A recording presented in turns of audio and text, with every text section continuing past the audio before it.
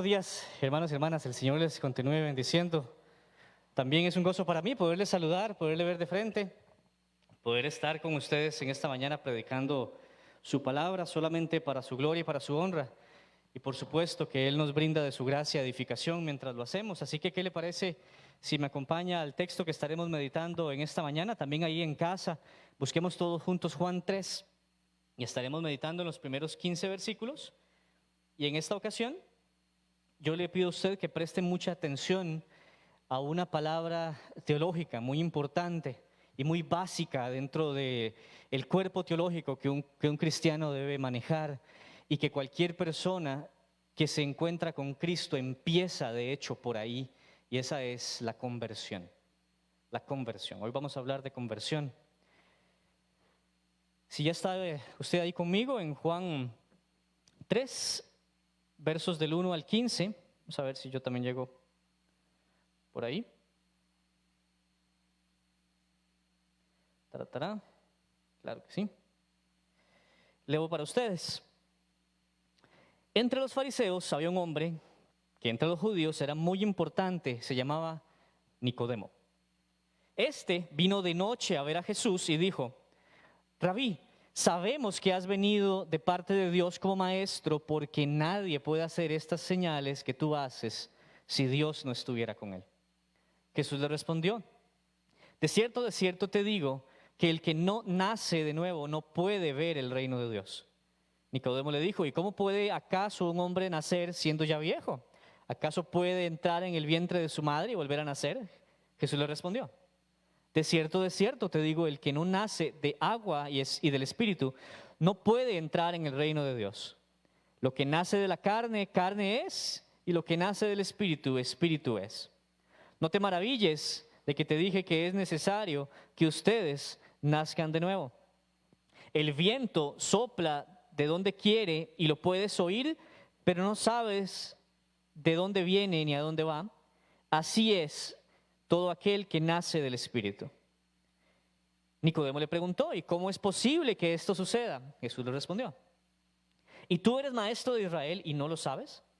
De cierto te digo que hablamos de lo que sabemos y damos testimonio de lo que hemos visto, pero ustedes no aceptan nuestro testimonio. Si les he hablado de cosas terrenales y no creen, ¿cómo creerán si les hablo de las cosas celestiales? Nadie subió al cielo sino el que descendió del cielo, que es el Hijo del Hombre. Y así como Moisés levantó la serpiente en el desierto, así también es necesario que el Hijo del Hombre sea levantado, para que todo aquel que en él cree no se pierda, sino que tenga vida eterna. Oremos. De tu parte, Señor, agradecemos tu palabra y agradecemos el tiempo que nos brindas, la providencia tuya para estar prestando atención a lo que tienes que decirnos. Que nuestros oídos de verdad sean prestos y nuestros corazones dispuestos también a recibir de ti, Señor, tu sabiduría, verdad, y que por tu Espíritu vivifiques tu palabra para que dé fruto, Señor, pues tú deseas eso de nosotros en Cristo Jesús. Amén. ¿Es posible cambiar? ¿Es posible? Cindy Jackson se gastó más de $100,000 en transformar su cuerpo e imprimió su nombre en el libro Guinness. Impuso un récord al someterse a 52 procedimientos estéticos para dejar de ser quien era. Desde Botox, peeling, lifting, liposucción y hasta 14 grandes operaciones le ha puesto ella al cuerpo suyo con tal de verse, comillas, comillas, mejor. Jackson, de 55 años y oriunda de Ohio, Estados Unidos, explicó a la cadena de televisión estadounidense ABC por qué lo hizo, y abro comillas: no me propuse establecer un récord mundial, nunca fue mi ambición, es solo que tenía que hacerlo, y cierro comillas. La mujer que hoy vive en Londres utilizó la herencia que le dejó su padre para comenzar su transformación con el objetivo de, comillas, comillas, lucir mejor. Y contó que la marcó el comentario que hizo un hombre cuando tenía 14 años. ¿Sabes, Cindy? Cuando sonríes, la nariz y la barbilla casi se tocan. La mujer asegura que su mayor logro es que las 52 intervenciones que se realizó no se notan, abro comillas. El mejor resultado es que parezca natural, porque tampoco quiero que la gente me mire y diga que esta mujer tiene un montón de cirugías. Me gusta que parezca que no me he hecho nada. Me siento como un espíritu juvenil. No quiero mirarme al espejo y ver una cara vieja, cierro comillas, justificó. Entre los retoques figuran 5 levantamientos de rostro, liposucciones, rediseño de los ojos en 2 ocasiones. Adicta a las cirugías, asegura no tener nada que esconder y finaliza diciendo, y abro comillas, la naturaleza me molestó y a mí no me importa molestarla a ella. Cierro comillas. Me di la tarea también de investigar en Costa Rica cómo está el tema de las cirugías. Según la Asociación de Médicos Especialistas en Cirugía Plástica, Reconstructiva y Estética, aquí en el país, las cirugías estéticas más frecuentes son las liposucciones, implantes mamarios, abdominoplastias, levantamiento y reducción de mamas. En una menor cuantía están las cirugías de rejuvenecimiento facial, como la ritidectomía, que son las eliminaciones de las arrugas en la piel, y también las blefaroplastías, que es el rejuvenecimiento de los párpados. Lo anterior demuestra que las personas están disconformes con ellas mismas, aunque sea en su cascarón, pero quieren verse diferentes. Transformarse en versiones mejoradas de ellos mismos. Otras personas tocan fondo y anhelan en sus corazones que la vida les dé otra oportunidad. Una oportunidad de empezar de nuevo. ¿Y tú? ¿Alguna vez te has preguntado si es posible volver a empezar? ¿Es posible cambiar a una versión mejorada de ti mismo? ¿Crees que Dios quiere cambiar cosas de ti? Jesús nos enseña que es posible cambiar, que es necesario cambiar, pero al mismo tiempo que esa transformación es la acción poderosa y soberana de Él. Él es quien nos cambia, quien nos convierte, y no nosotros a nosotros mismos. A continuación vamos a ver 4 lecciones en las cuales Jesús nos enseña sobre la conversión del alma. La primera lección le llamé la necesidad de la conversión. La segunda lección, el mecanismo de la conversión. La tercera lección, el testimonio de la conversión. Y por último, el resultado de la conversión. ¿Qué le parece si viajamos juntos en estas 4 lecciones del Señor? Retomemos el texto, Juan 3. En los primeros versículos, los primeros 3, vamos a ver entonces la necesidad de la conversión.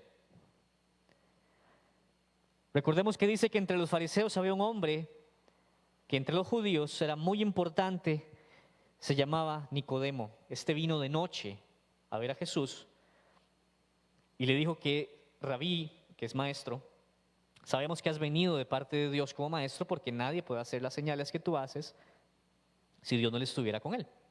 La respuesta de Jesús fue que de cierto te digo, el que no nace de nuevo no puede ver el reino de Dios. La necesidad de la conversión. Nicodemo, quien vino de noche. Nicodemo es un personaje interesante en la Biblia. Aparece pocas veces, pero siempre con un cierto interés en el ministerio de Jesús. Aunque nunca se habla explícitamente en la Biblia de que se haya convertido en creyente en Jesús, hay un sabor de esperanza como al final, después de la resurrección de Jesús inclusive. Sin embargo, su actitud inicial es reflejo de un temor al ser humano profundo, que motiva a usar las horas de la noche para encontrarse con Jesús y no exponer su vida quizá a la crítica de verse asociado con alguien tan polémico como el Maestro Jesús. Nicodemo tiene curiosidad, quiere entender si sus sospechas sobre Jesús son ciertas. Por eso empieza favorablemente el reconocimiento que le hace acerca de las señales que Jesús ha hecho, que estaba haciendo durante todo su ministerio, las cuales son un fuerte testimonio de que Jesús ha sido enviado verdaderamente por Dios y que por ende sus enseñanzas son también verdaderas. La respuesta del Señor es a toda luz desconcertante. Cualquiera hubiera respondido: es cierto, Nicodemo, gracias por notarlo. O me alegra que has estado prestando atención y que has relacionado bien mis obras con mis enseñanzas. Pero no. Jesús, como es usual, toma la palabra para desplegar una enseñanza profunda que provoca la motivación y que confronta la ignorancia, las supersticiones y el legalismo de la época. Nicodemo, un maestro, fariseo, de los más importantes, está a punto de ser aleccionado por el maestro más grande de todos. Nosotros solemos ser como Nicodemo. Buscamos a Jesús de noche. No porque queremos ser humildes, sino mostrar una gran espiritualidad frente a todos. No esa búsqueda de noche. No queremos ser vistos cercanos a Dios. No es esa la motivación. Quizá nos motiva a buscar a Jesús en lo escondido o en lo incógnito, mejor dicho, para no ser llamados los aleluyas, los panderetas o los ramachecos. Qué pena sería, mejor busco a Jesús a escondidas de noche. Con el Señor no existen tibios, o estás con Él o desperdicias tu vida. O le confiesas delante de los hombres, o Él mismo se avergonzará de ti delante de sus santos ángeles. No vivimos en países perseguidos debido a la fe cristiana como para que escondamos nuestra fe con tal de alargar nuestras vidas, con tal de proclamar el evangelio en un contexto misionero de alta persecución. Vivimos en la herencia de una cultura cristianizada que día a día, tristemente, pierde fuerza, la fuerza de sus raíces, y que parece más bien ahora vacunada del evangelio. No hay necesidad de buscar a Jesús de noche. Todo lo contrario, debemos buscarle de día. Es decir, sin vergüenza de ser sus discípulos, de seguirle como el maestro cuyas obras registradas en los evangelios dan testimonio de que Dios está con él. ¿Buscas a Jesús de noche? O sea, en lo incógnito. Sigue diciendo el texto y en la respuesta de Jesús que el que no nace de nuevo no puede ver el reino de Dios. Jesús responde con pocas palabras: el que no nace de nuevo no puede ver el reino de Dios. Literalmente, el que no nace de lo alto. Es una mejor traducción quizá. Para Dios es necesario que suceda un cambio absolutamente radical y fundamental acerca del estado actual del humano caído.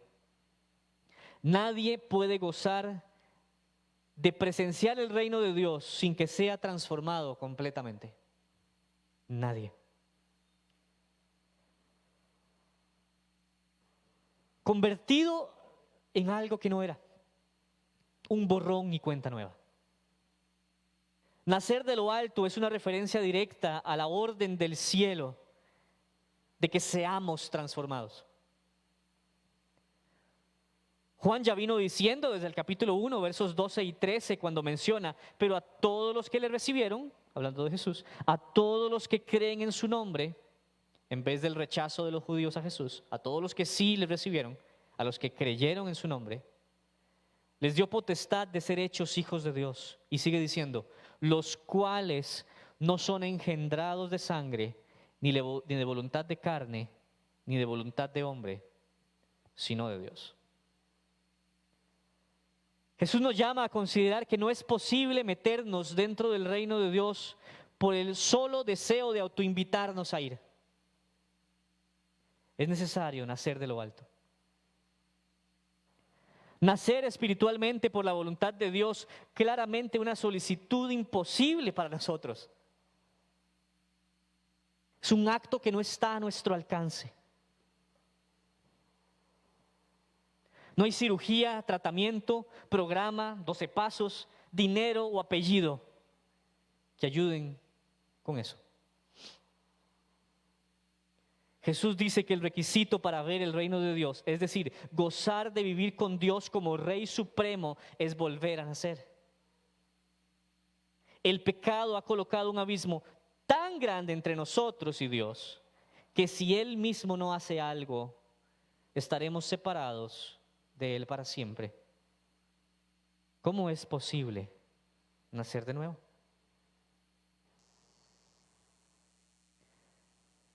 Versos 1 al 3 entonces, la necesidad de la conversión. Versos 4 al 8. Sigue diciendo, Nicodemo le responde de vuelta, ¿y cómo puede un hombre nacer siendo ya viejo? ¿Acaso puede entrar en el vientre de su madre y volver a nacer? Jesús le responde, de cierto te digo, el que no nace de agua y del Espíritu no puede entrar en el reino de Dios. Lo que nace de la carne, carne es, y lo que nace del Espíritu, Espíritu es. No te maravilles de que te dije que es necesario que ustedes nazcan de nuevo. El viento sopla por donde quiere y lo puedes oír, pero no sabes dónde va ni dónde viene. Así es todo aquel que nace del Espíritu. El mecanismo de la conversión. Nicodemo pregunta, ¿y cómo puede un hombre nacer siendo ya viejo? Nicodemo no está realmente preguntando el mecanismo físico de volver a nacer. Démosle un poquito más de crédito. Nicodemo está familiarizado con las formas en las que los rabís o maestros usaban maneras de expresar sus lecciones a sus discípulos. Nicodemo quiere entretener la idea, quiere ver hacia dónde va la enseñanza de Jesús y desea entender las profundidades ocultas de este volver a nacer, que suena tan indispensable y tan esencial para lograr estar con Dios.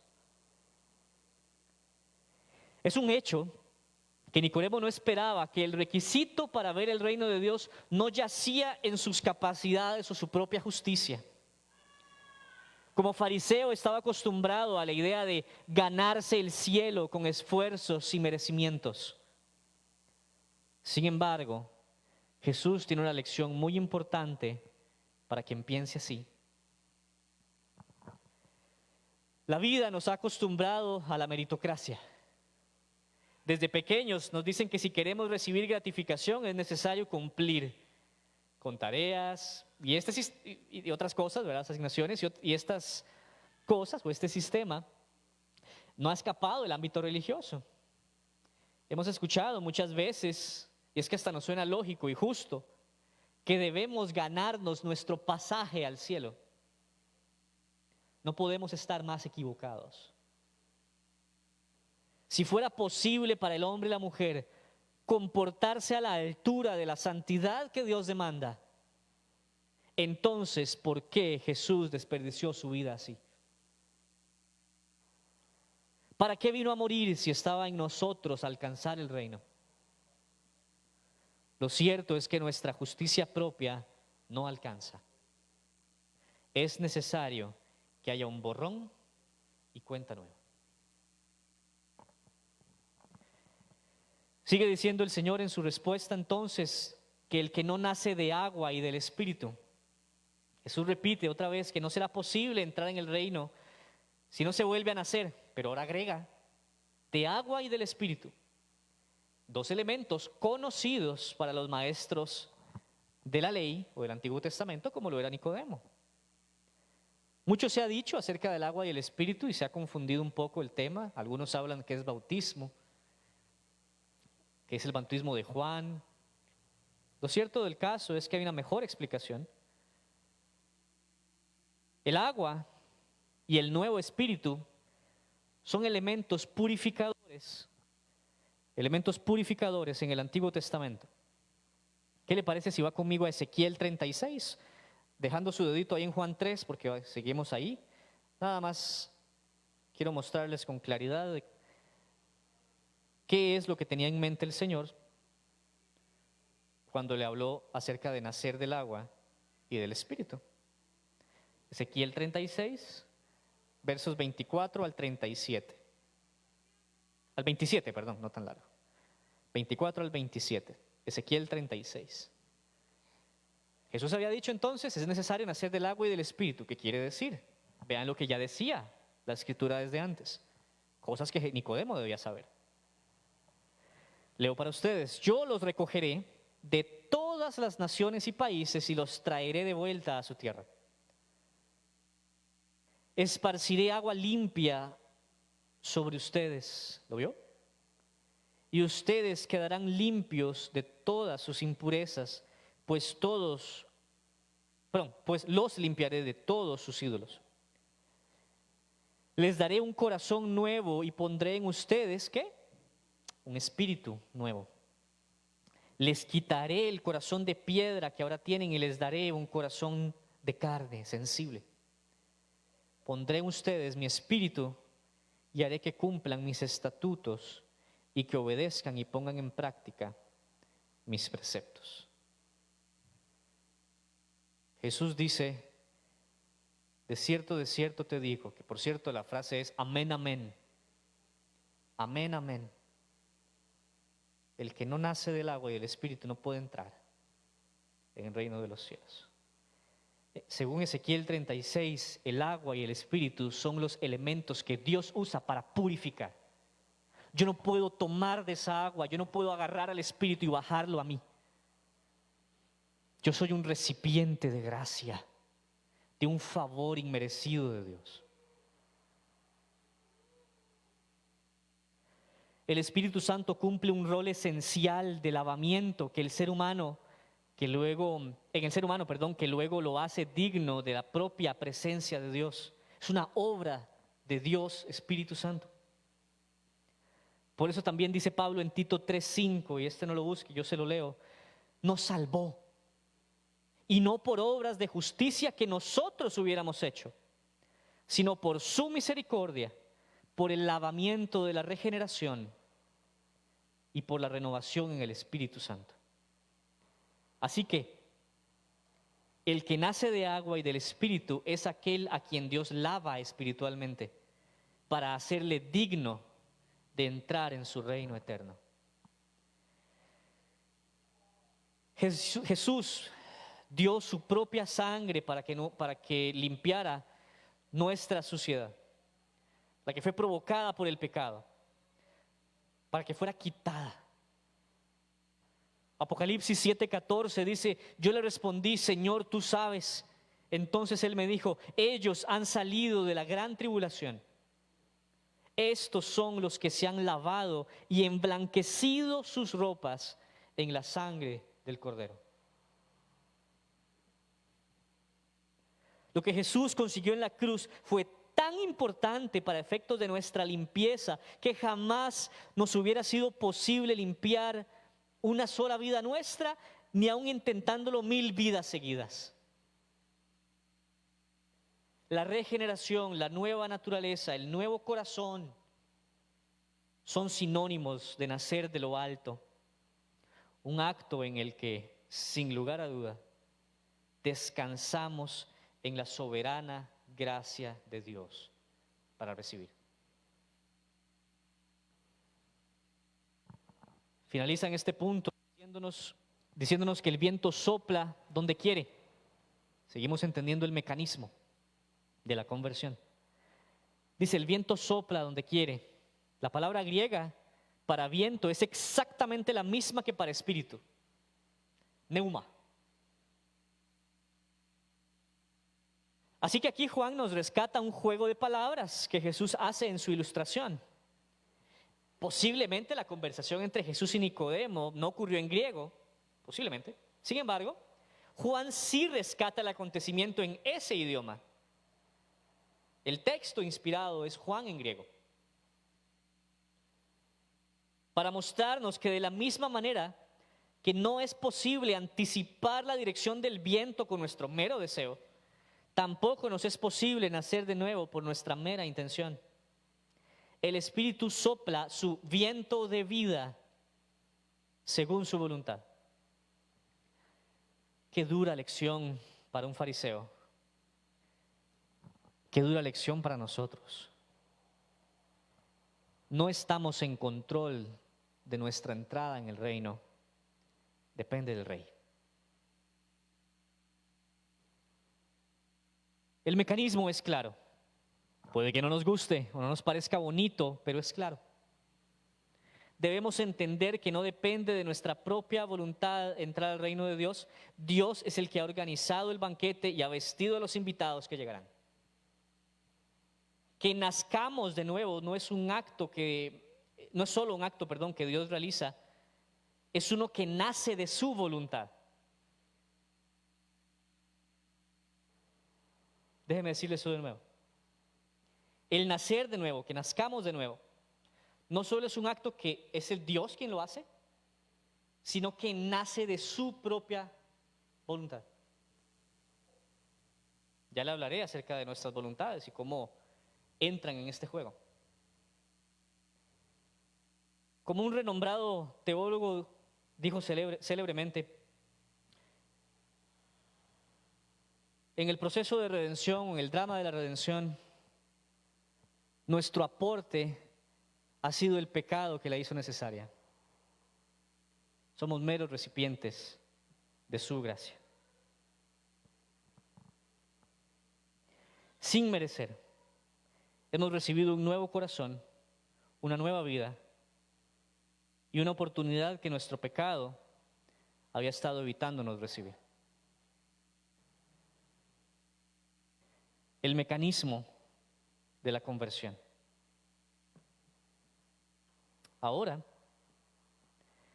versos 9 al 13, tenemos el testimonio de la conversión. El testimonio de la conversión. 9 al 13, regresemos al texto. Tercera intervención de Nicodemo. Nicodemo le preguntó, ¿y cómo es posible que esto suceda? Y Jesús le respondió, y tú eres maestro de Israel y no lo sabes. Amén, amén, de nuevo. De cierto te digo, que hablamos de lo que sabemos y damos testimonio de lo que hemos visto, pero ustedes no aceptan nuestro testimonio. Si les he hablado de cosas terrenales y no creen, ¿cómo creerán si les hablo de las celestiales? Nadie subió al cielo, sino el que descendió del cielo, que es el Hijo del Hombre. Jesús le recrimina a Nicodemo, dice, ¿y tú eres maestro de Israel y no lo sabes? Hablamos de lo que sabemos y damos testimonio de lo que hemos visto, pero ustedes no aceptan nuestro testimonio. El testimonio de la conversión, tercera lección de Jesús. Nicodemo parece perplejo y renuente a ceder acerca de las implicaciones de esta lección. Jesús le recrimina que siendo maestro de la palabra, aún así no sabe que había sido profetizado de esa forma, como lo leímos, que Dios traería lavamiento y un nuevo corazón. El testimonio que Jesús y sus discípulos dan, ojo, el testimonio que dio Jesús y que dieron sus discípulos, es uno que ellos mismos vivieron. Nadie puede educarlos acerca del nuevo nacimiento. Ellos han visto sus propios cambios, sus conversiones de muerte espiritual a vida, el cambio en las direcciones de sus vidas. Dan el testimonio que ni Nicodemo ni los demás líderes religiosos de Israel han aceptado.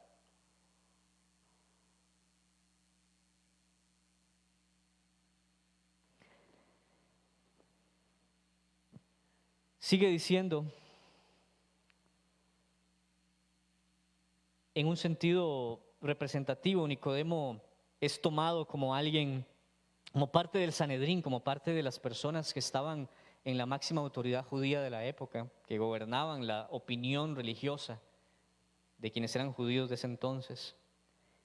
Y Jesús le recrimina a todos a través de él.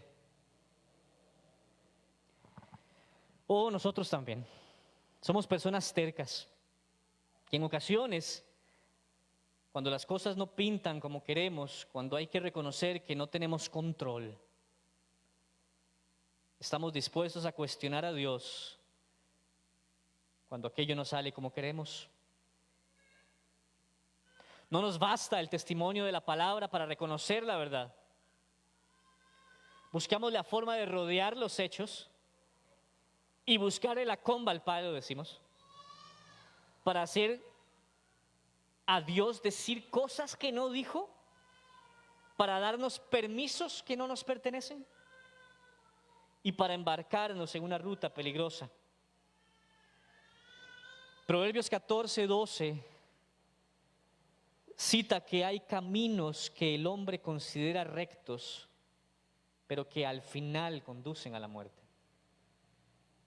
¿Es posible que no estés aceptando el testimonio de Jesús y de su evangelio? ¿Has hecho una honesta evaluación de hacia dónde se dirige tu vida en comparación con el testimonio bíblico?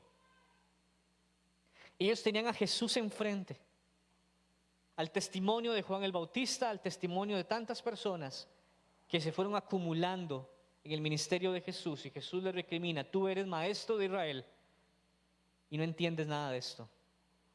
No lo entiendes porque has rechazado el testimonio que debería más bien confirmar lo que ves y lo que escuchas. ¿Has hecho tú esa evaluación?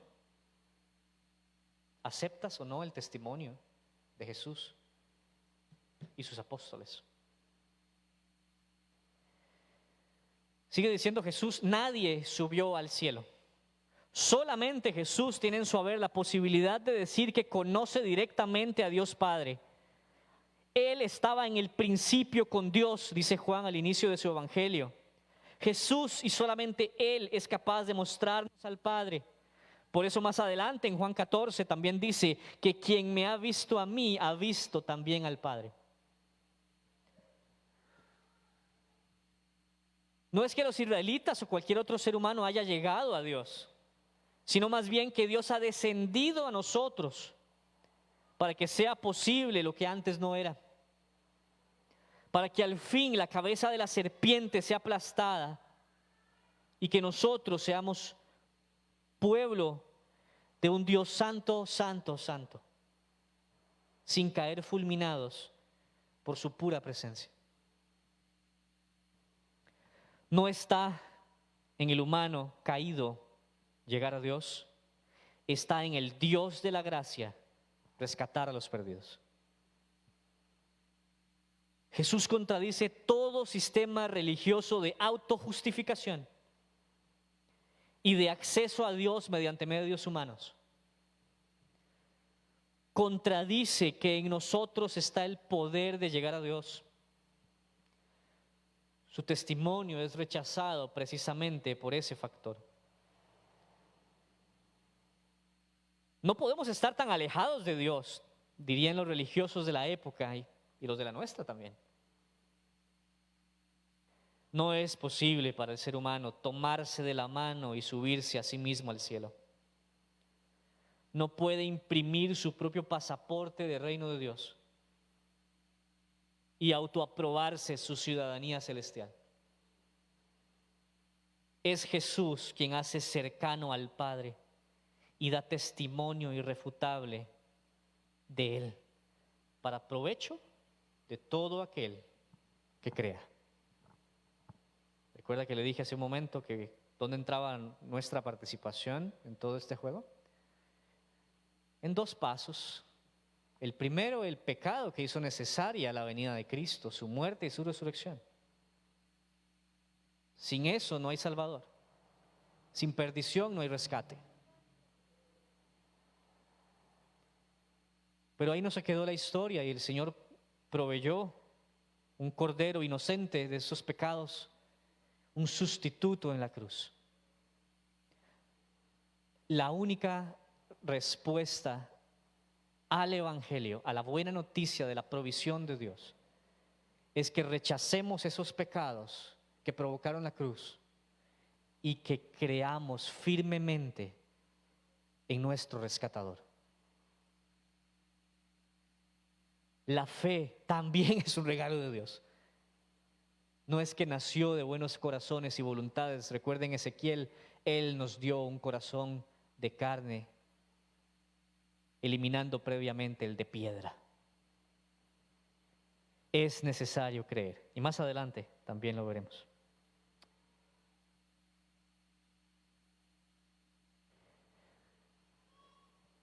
Finalmente, la última lección. El resultado de la conversión. Versos 14 y 15. ¿Sigue conmigo? Bien, muy bien. Yo también sigo aquí.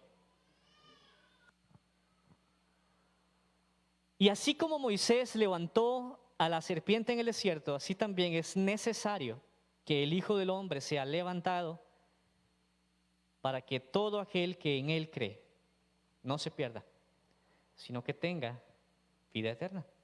El resultado de la conversión. El resultado de la conversión. Dice que así como Moisés levantó la serpiente en el desierto, es necesario que el Hijo del Hombre sea levantado. En Números 21, del 5 al 9, está la historia de cuando el pueblo de Israel fue castigado por Dios, otra vez. Esta vez a través de una epidemia, pero de mordeduras de serpientes. Eran venenosas. Y en el desierto, debido a sus constantes murmuraciones en contra de que Dios los hubiera rescatado de la esclavitud egipcia y que tuvieran que cruzar un duro desierto hacia la tierra prometida. El pueblo, a partir de ese castigo, reacciona en arrepentimiento y piden a Dios a través de Moisés que pare esto. Dios tiene misericordia y manda a Moisés a erguir una imagen de una serpiente en bronce y la puso sobre una estaca, sobre un asta. Cuando alguien fuera mordido por alguna serpiente, sería rescatado con solo mirar la imagen de bronce. Así lo comandó el Señor. Esta historia es retomada por Jesús para mostrar que de la misma forma Él será levantado para que quienes crean en Él no perezcan por el veneno del pecado, sino que alcancen vida eterna. Es necesario que así suceda. Jesús no escatimó ni su propia vida por salvar a los pecadores. Ese ser levantado tiene un doble significado. No sé si está de acuerdo conmigo. No solo en un sentido muy literal, donde literalmente el procedimiento romano de la cruz era pegarlo en el suelo y luego levantarlo para que se sostuviera en el golpe, para ver si estaba bien amarrado. Una forma brutal de ejecutar a alguien. Y ese ser levantado para que fuera observado de la misma manera en que la serpiente antigua no, más bien la serpiente de bronce, fuera también levantada para ser observada. No solo en ese sentido físico se asemeja, pero en un sentido de glorificación. La muerte de Jesús no es una derrota. La muerte de Jesús no es un fracaso. Es literalmente la mejor victoria jamás conseguida por alguien desde que existimos. Ahí fue vencido el pecado. Ahí fue vencido el enemigo. Ahí fue aplastada la serpiente. Es así la antigua, como fue profetizado desde Génesis 3:15. Esa serpiente hirió en el calcañar, pero la descendencia de la mujer, el Hijo del Hombre, aplastó su cabeza. Jesús fue representado por esa serpiente siglos y siglos en el pasado. Toda la Biblia apunta al mismo lugar, Jesús. Es emocionante ver la claridad y la sabiduría con la que Dios ha tejido la historia de su propia creación para llegar al punto más alto, la glorificación del Hijo del Hombre en su muerte y posterior resurrección. ¿Ya has visto al que fue levantado para que vivas? Jesús fue también erguido en un madero Y ahora nuestros ojos espirituales pueden verlo. Todo el que cree en Él vivirá. Por eso dice el último versículo, para que todo aquel que en Él cree no se pierda, sino tenga vida eterna. El punto de inflexión de la conversión cristiana es pasar de muerte a vida. El cambio más fundamental de la naturaleza humana es que su espíritu sea vivificado por aquel que usa nuestra confianza en Él como el medio para bendecir con vida abundante. No hay hipotéticos ni apuestas que quepan en esto. Todo el que cree pasará de muerte espiritual a vida eterna. El resultado de la conversión es uno glorioso. Esta es una declaración poderosa. Puedes tomar a Dios por su palabra. Quien crea que Jesús es su rescatador, no será defraudado. Jesús vino a morir en una cruz romana para dar salvación a todo creyente. No hay nada que frustre su capacidad de salvar. La fe es el abandono final de nuestra intención de llevarnos a nosotros mismos al cielo. Es el verdadero pasaporte que nos da la ciudadanía de los cielos. Por eso dice, pero a todos los que le recibieron, a los que creen en su nombre, les dio potestad de ser hechos hijos de Dios. Por la fe hemos sido adoptados por el amor de un Padre que nos ha convertido en sus herederos. El resultado de la conversión, de haber nacido de lo alto, es que podemos estar con Dios por siempre. No hay mayor riqueza, no existe cosa más grande o sublime que disfrutar de la paz que Cristo ganó en la cruz a favor de los creyentes. ¿Qué puede haber en este mundo que sea más atractivo? Debes nacer de nuevo para ver el reino de Dios. Todo en el que en Él cree será salvo.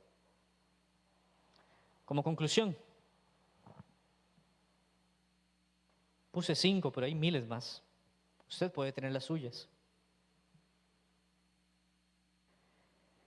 Debemos cuidar de no buscar a Jesús en la oscuridad, de no ser cobardes con nuestra fe, de llegar a Él de día, expuestos a ser reconocidos como seguidores de Jesús, a despreocuparnos por una vez y por todas del qué dirán, despojarnos del temor al hombre y aferrarnos del temor a Dios. Es necesario nacer de lo alto para participar del reino de Dios. No nos es posible nacer de nuevo a nosotros de la misma forma que no lo podemos hacer físicamente. Es un acto de la soberana gracia de Dios, pero es necesario. Y debemos buscar en nuestros corazones evidencias de una verdadera conversión. Hermano, nadie más que usted sabe mejor de qué ha pasado usted. Si de muerte espiritual a vida espiritual. Si sus afectos son nuevos y distintos a los que tenía antes, si usted tiene o no hambre de Dios, de forma verdadera en su palabra, en la oración, en la comunión, en su alabanza, en la rendición de su voluntad a los deseos que Él tiene para usted, en el sacrificio afectivo por los demás. ¿Cuáles son sus afectos? ¿Se parecen más a los del mundo o ya se han convertido en afectos santos? Decía que nacer de nuevo es un acto que Dios realiza y que sucede desde su voluntad. No podemos forzar a Dios o empujarlo a hacernos nacer de nuevo.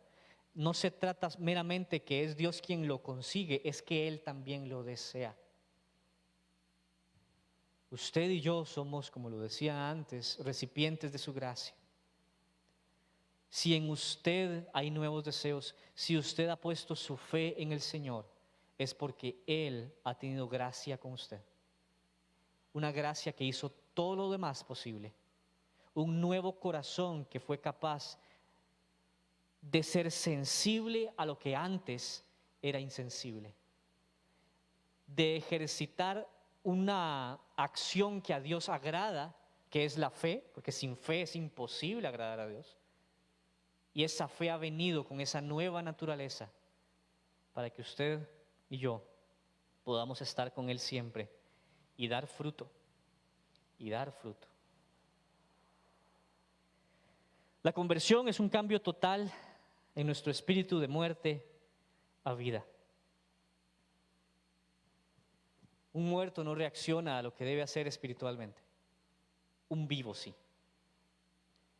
Si usted ha puesto su confianza en el Señor, si Él es el rescatador de su vida, si usted se ha arrepentido de los pecados pasados y busca un nuevo amanecer, un borrón y cuenta nueva,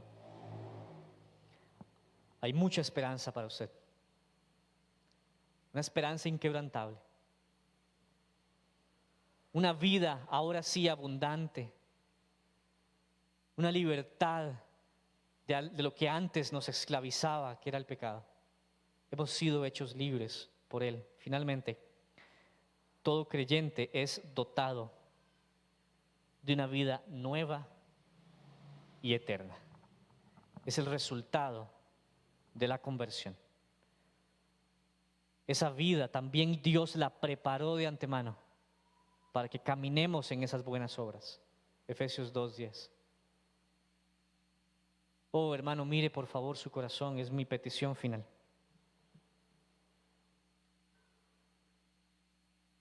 Convénzase realmente por la evidencia de su propia vida de que usted no rechaza el testimonio que Jesús ha dado. Es necesario nacer de nuevo. Jesús ha explicado que el mecanismo está en la voluntad de Dios. Dios está dispuesto y es capaz de hacerlo. Ese ha sido su testimonio y experimente después entonces el verdadero resultado de una conversión genuina. Un cristiano no se parece a un cristiano es un cristiano. En todos sus extremos, desde cómo se alimenta en una mesa, si da gracias o no por lo que tiene enfrente, hasta la pareja que escoge para el resto de su vida, cómo cría a sus hijos y cómo cierra la carrera. ¿Qué le parece si oramos para terminar? Y damos así gloria a Dios.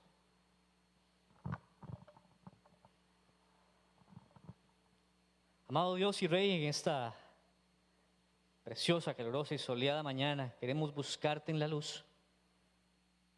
Queremos testificar, así como logra esta transmisión llegar a muchos lugares, que nuestra vida sea un testimonio vivo, un sacrificio delante de ti constante y público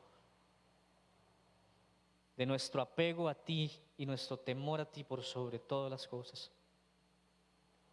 Gracias por tu capacidad de transformarnos de muerte a vida. Y gracias por poner delante de ti el testimonio de tu Hijo y de sus discípulos. Danos, oh Dios, el anhelo por cosas nuevas, por una vida transformada que no escatima en cumplir tu voluntad. Completa la obra, Señor, que tú has prometido en nuestros corazones, de ese nuevo corazón con nuevos deseos. Y si hay alguien, Dios, que tú conoces, que aún en esta mañana o cuando vea este video, esté convencido de que quiere arrepentirse de sus pecados, creer en Cristo para vida eterna y por ende testificar de una conversión genuina, hazlo. Te lo pedimos, te lo imploramos y suplicamos. Hazlo aún hoy. Dale a esa persona el empuje que falta. Dale la fe que tú provees y la gracia de perseverar. Que podamos saberlo también nosotros y que glorifiquemos tu nombre pronto, hasta con nuevos bautismos. Gracias por tu Espíritu. Gracias por el agua que purifica. Y gracias por la iglesia en el rol de proclamar tu verdad. Así lo oramos en Cristo Jesús. Amén. Dios los bendiga. La Iglesia del Betel te invita a la primera conferencia virtual, Una mujer verdadera, permaneciendo en el diseño de Dios. Las fechas del 16, 17, 23 y 24 de julio. Inversión $10. Los fondos serán destinados al proyecto misionero en el idioma de su corazón, de traducción bíblica en Papúa Nueva Guinea. Acompáñanos y descubre el maravilloso regalo de ser mujer.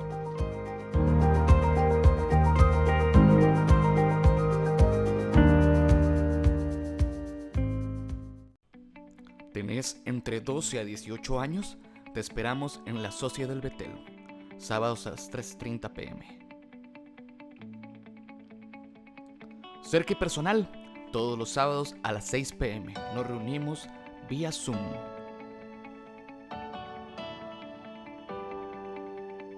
Reunión de oración, jueves y domingo a las 9 a.m.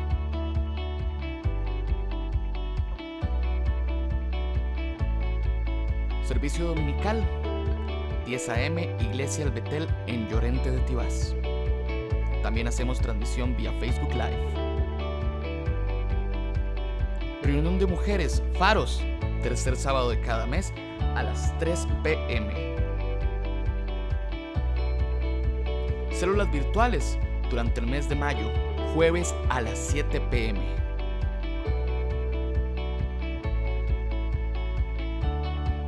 Iglesia El Betel.